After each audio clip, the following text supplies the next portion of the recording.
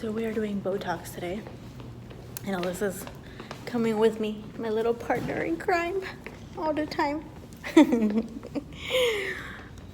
But yeah, so we're gonna do Botox, we're gonna do a little filler. Maybe, I don't know. We'll see what we're gonna do.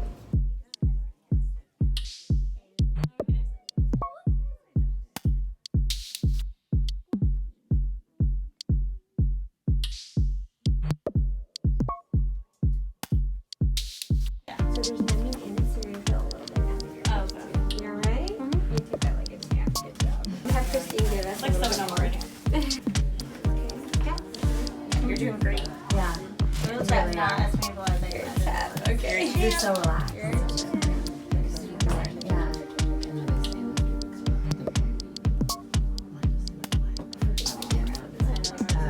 Okay, now I'm gonna show you it's subtle, but like I mean I know for it, right? Like I'll just do this too. And if not, I can like just do it. Oh my god. And it changes the color too. Yeah. More red. I'll show you that getting more Free lips though. See.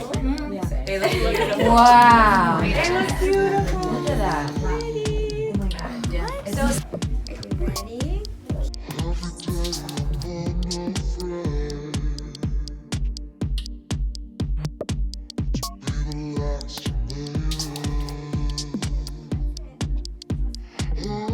Hi, I'm Dr. Stephanie Capel, and today we had a live demonstration of our beautiful patient with some lip enhancement using filler in the bottom lip and also to accentuate her Cupid's bow, and she did great with a beautiful result.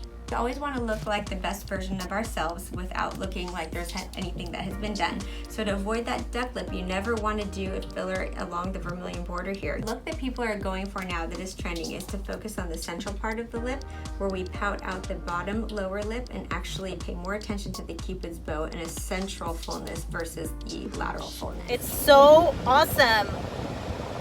Dr. Capel was able to like understand exactly what I wanted, even though I wasn't really able to explain it to her great. But like, I love it because it still looks like really natural. The Botox is not expected to kick in for a couple of days, but this is what I can do now. So squinting is still there. So we'll see in a couple of days.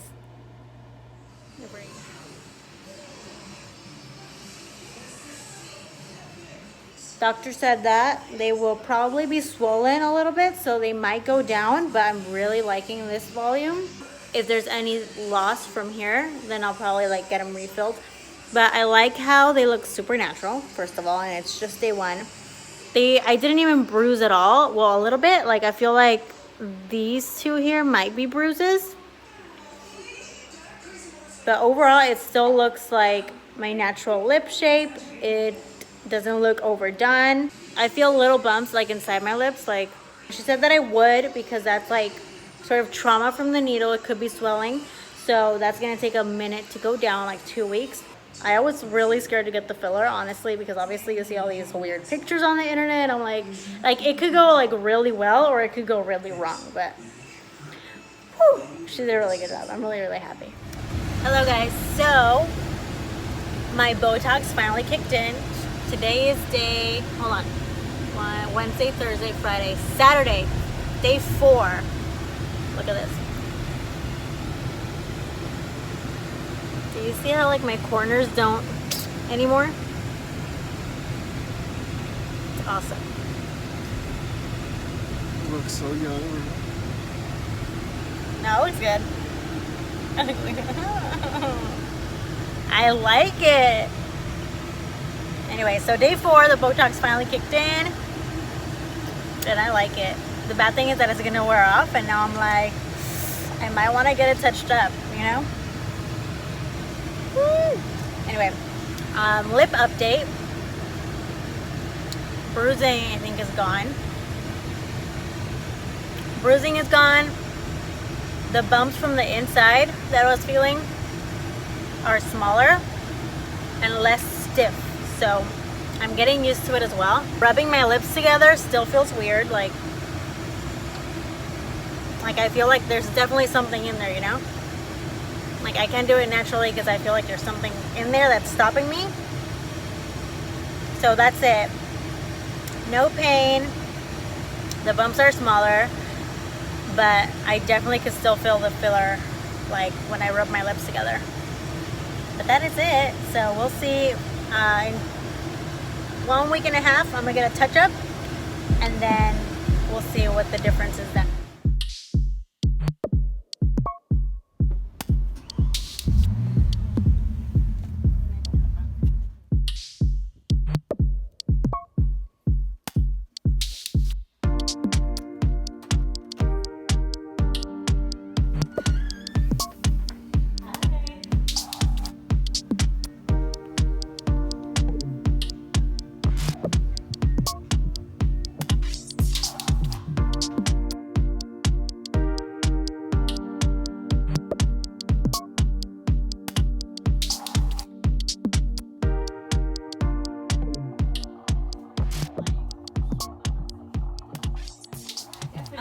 I mean, the shape is good and it's all good. I feel like maybe just a little bigger. Of course, and that's the best way to go about doing filler because you never want to overdo it. So it's good to kind of just do, you know, a lighter filler and just to see what it's like. And then if you like it, you can always do more. Once it's in, you don't want to take it out. It's always easier to add on. So that's how I usually like taking a more conservative approach and kind of giving you a little taste of what it's like. And if you like it, then we can always add more later and then adjust and fine tune. We can actually do a little bit above to kind of pull up on the lip.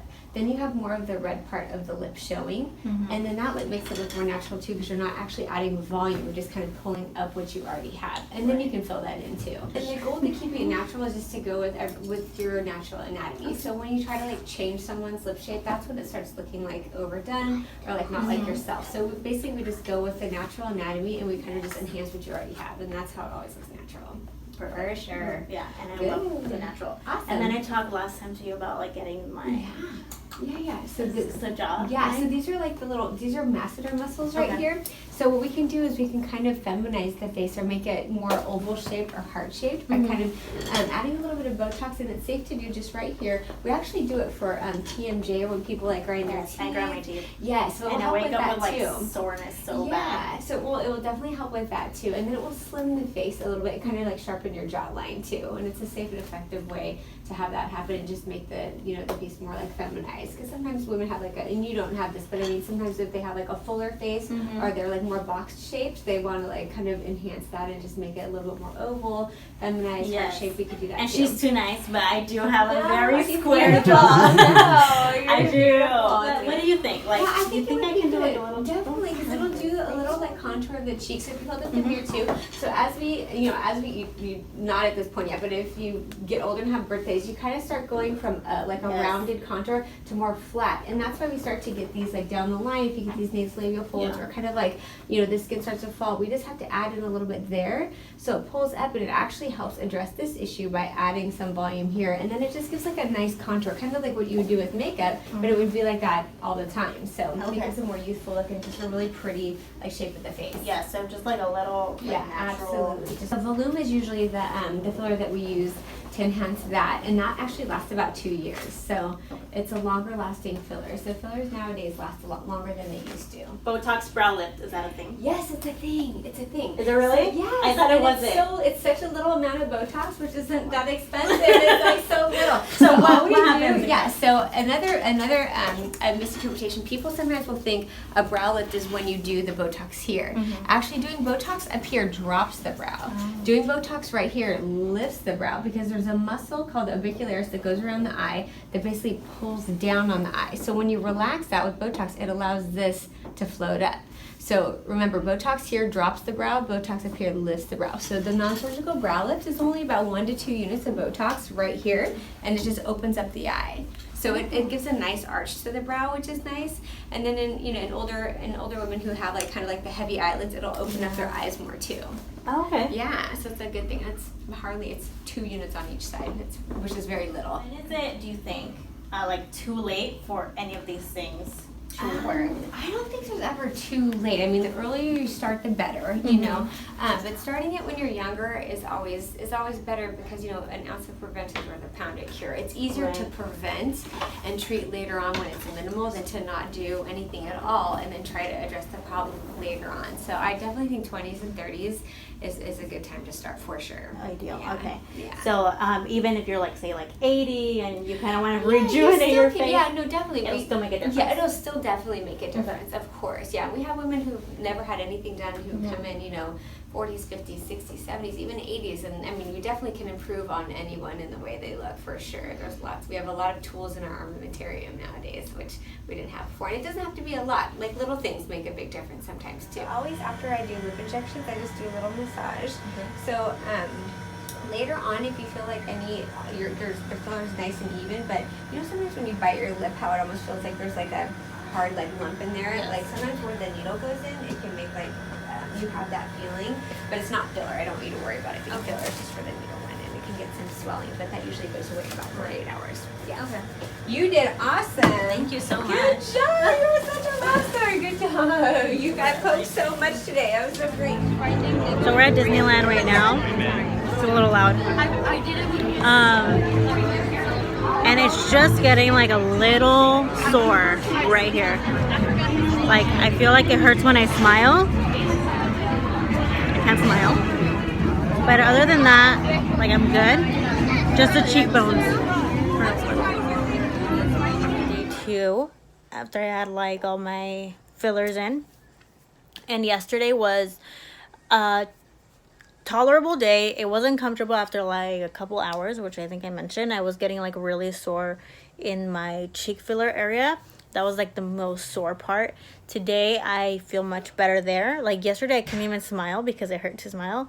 Today it doesn't hurt. I just feel like when I smile I feel a little pressure, and I think that's just because obviously like you have something new in your face and you kind of have to get used to it, but it's no pain at all today whatsoever. The other thing is, like, I think the Botox is starting to kick in a little bit. It does take like a full like 7 days for it to fully kick in. Last time it took like 4 days when I got like my crow's feet Botox. But I already feel like it's starting to kick in. My jaw feels a lot more like loose. I don't feel like I'm clenching it as much, and I'm definitely like starting to see these contours in my face, which I'm so excited about because it just means that I don't have to be contouring so much. Hello everybody, so today is Thursday and my lips feel pretty much the same. I feel like the filler is settling in a little bit more because I can move my lips a lot more naturally.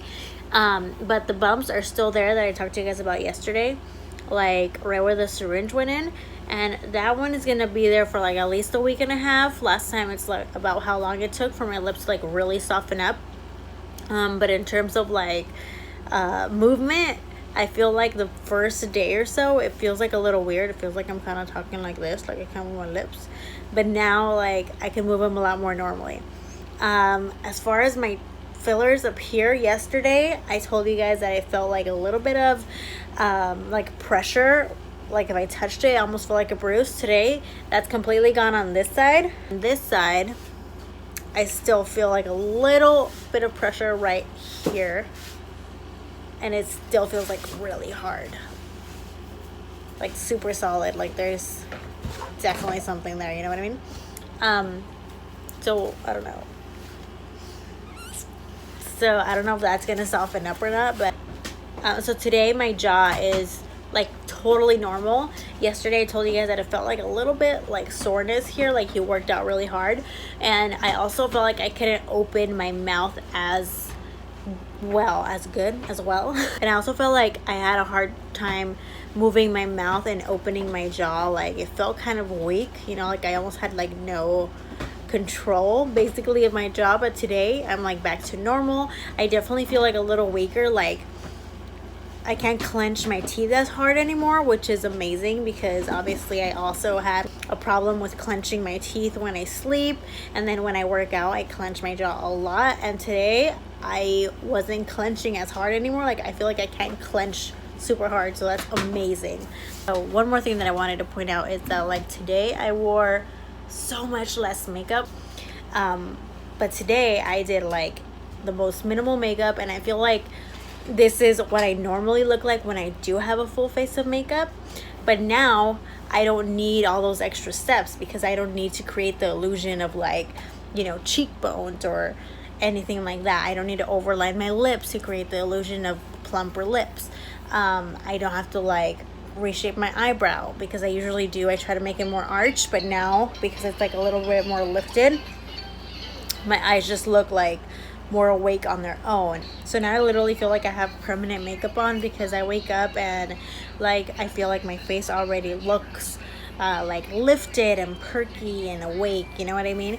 Whereas before I had to spend like 2 hours a day trying to create all these illusions, but now it's actually just there, and it's just cuts down so much on the products that I use and the time that I spend doing my makeup. So definitely already like starting to see the benefits of all this. And this experience was like definitely a lot easier than like actual surgery. As you guys know, my rhinoplasty experience was an emotional roller coaster, but this one, it's such like a non-invasive procedure that you see the results right almost instantly. You know, the Botox takes a minute to kick in, but you almost instantly see exactly what's happening to your face, and you know whether you're gonna like it or not. And if you don't, there's options to get it dissolved.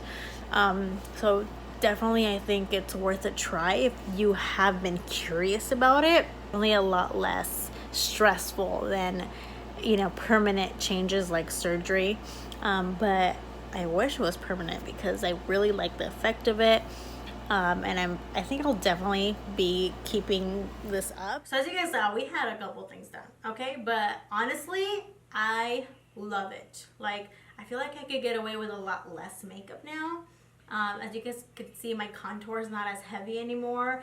I just feel like it makes me look so much more like naturally put together, even when I don't have makeup. Like now I can go a whole day without feeling the need to apply makeup. So imagine like how much better I feel when I do apply makeup. Like it just looks so snatched, for lack of a better word. I feel like my face looks refreshed, lifted, and perky. I always felt like my face was like droopy, you know, like I just felt like it was like this basically. And now that I got it, like a little bit of filler here, it just feels so like lifted. So this was my experience with filler and Botox. Relatively painless, absolutely amazing results, honestly, with a natural approach from Dr. Capel. Couldn't be happier. With that being said, this was my experience of filler and Botox. This is just my own personal views. As you guys know, I'm very open to cosmetic procedures, especially non-invasive ones. I'm a big fan now. Like, I feel like the worst thing that I could have ever done to change my look was rhinoplasty. And I already did that. So everything else seems like pretty harmless. You know what I mean? Okay, so that's it for this video. Hope you guys found it helpful. Don't forget to leave any questions in the comment section down below, and I'll be sure to get back to you. I will, again, leave Dr. Capel's information in the description box below in case any of you guys are interested in checking out her work. With that being said, remember that wherever you go and whatever you do, always leave your mark.